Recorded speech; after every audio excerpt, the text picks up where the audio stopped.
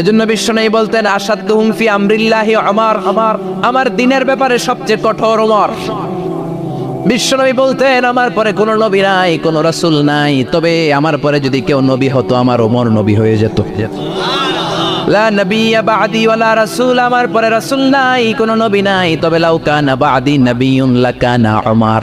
প্রভু তুমি বলেছ রাসূল দেবে না, বলনি দেবে না ওমর, বলনি দেবে না হামজা তারি, খালিদ বিজয়ী সমর। প্রভু তুমি বলেছ রাসূল দেবে না, বলনি দেবে না ওমর, বলনি দেবে না হামজা তারি, খালিদ বিজয়ী সমর। প্রভু তুমি বলেছ রাসূল দেবে না। আল্লাহু আকবার।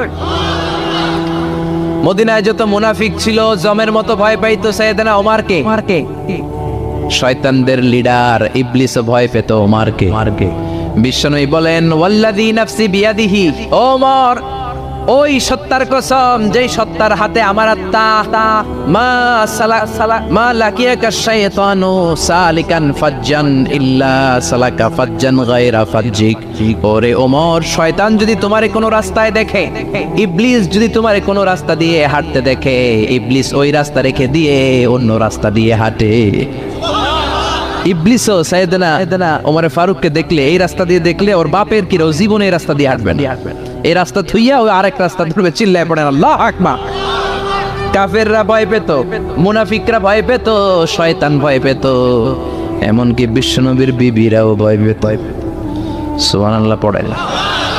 বিশ্বনবীর বিবিরা বিশ্বনবীরে ধরলেন আমার এইটা কিনা দেন, ওইটা দেন। বিশ্বনবী কয় টাকা নাই, ক্ষমতা নাই, সামর্থ্য নাই, বেশি কথা কইলে তালাক নিয়ে যাও, তোমাদের চেয়েও সুন্দরী অনেক সতী সাধবী নারী আল্লাহ ব্যবস্থা করে দিবে। বিবিরা মাঝে মাঝে খুনসুটি করতো, নবীরে ধরতো, এটা নাই ওইটা নাই, এটা দেন।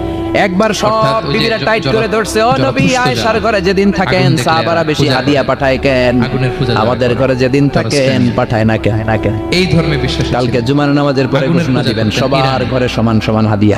আগুনের পূজা করেন, নবী কয় আমি হাইতাম না। ও মিয়া কে হাদিয়া দিবে, কতটুক দিবে, এটা কি ইমাম সাহেবের কাজ? ওই কাজ করতে যে ইমাম সাহেবের বাসায় কে কোন দিন কি খাওয়াবে, কি গিফট দিবে, এটা তো কে যে গিফট দিবে তার ব্যাপার।